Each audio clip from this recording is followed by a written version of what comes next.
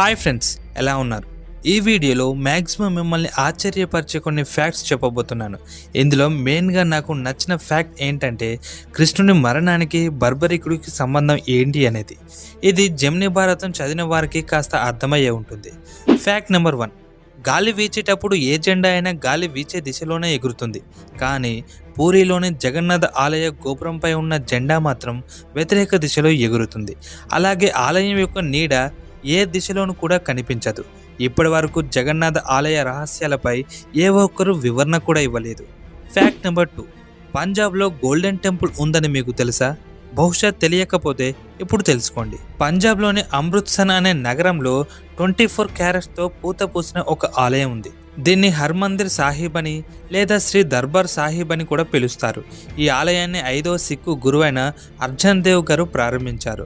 ఆసక్తికరమైన విషయం ఏంటంటే ఈ ఆలయంలో మతంతో సంబంధం లేకుండా ఎవరైనా వెళ్ళి దర్శించవచ్చు. ఫ్యాక్ట్ నెంబర్ 3, రామేశ్వర ద్వీపంలో ఉన్న రామనాథ స్వామి దేవాలయంలో మీకు తెలుసో లేదో విశ్వలింగం మరియు రామలింగం అనే 2 లింగాలు ఉన్నాయి. ఇందులో రామలింగాన్ని సీతాదేవి ప్రతిష్ఠిస్తే విశ్వలింగాన్ని కైలాసం నుండి హనుమంతుడు ఇక్కడకు తెచ్చాడని, ఇదే శివుని నివాసం అని మన పురాణాలు బలంగా చెబుతున్నాయి. అయితే ఒక ఆలయంలో 2 శివలింగాలు ఉన్న ఏకైక గుడిగా ఈ ఆలయం ప్రసిద్ధి చెందింది. ఫ్యాక్ట్ నెంబర్ 4, ఈ ప్రపంచంలోనే మొట్టమొదటి విశ్వవిద్యాలయం క్రీస్తు పూర్వం 700లోనే నలంద విశ్వవిద్యాలయం తక్షిలాలో నిర్మించడం జరిగింది. అందులో ఉన్న గ్రంథాలు, పురాతన పుస్తకాలు ఇప్పటి వరకు కూడా ఉంటే భారతదేశం ఒక్కటే కాదు, ప్రపంచం అంతా విద్యలో, వైద్యంలో, ప్రతి రంగంలో 100 ఏళ్ళు ముందుండేదని నిపుణులు బలంగా చెప్తున్నారు.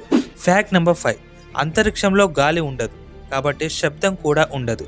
అయినప్పటికీ రేడియో తరంగాలు ప్రయాణించగలవు. ఈ కారణంగానే అంతరిక్షంలో వెళ్ళిన వ్యోమగాములు రేడియోలను ఉపయోగించి మాట్లాడగలరు.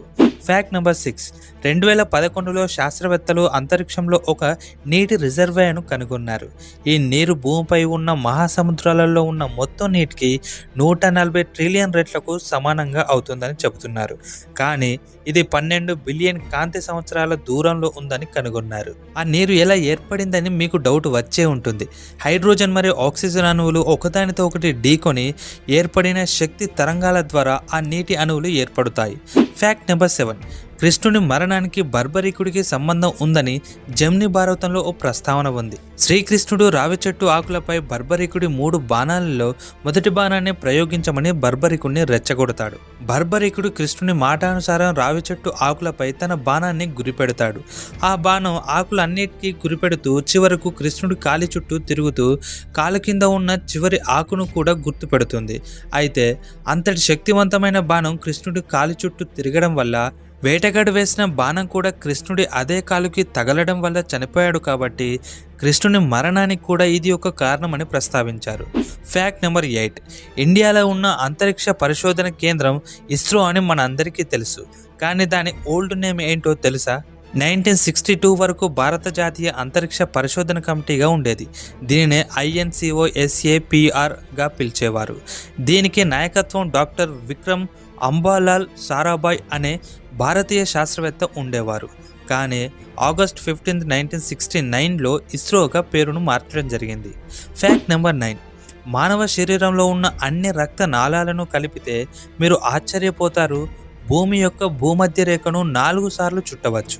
ఫ్యాక్ట్ నెంబర్ 10, ప్రతి వ్యక్తికి వేలిముద్ర లాగానే నాలుక ముద్ర కూడా ఉంటుందని నిపుణులు చెప్పుకొచ్చారు. దాని ప్రకారం భవిష్యత్తులో మనుషుల్ని గుర్తించడానికి వేలిముద్రలతో పాటు నాలుక ముద్రల్ని కూడా స్కాన్ చేసే అవకాశం ఉందని చెబుతున్నారు. ఈ సమాచారం మీకు నచ్చినట్టయితే మన ఛానల్ని లైక్ అండ్ సబ్స్క్రైబ్ చేసి సపోర్ట్ చేయండి ఫ్రెండ్స్.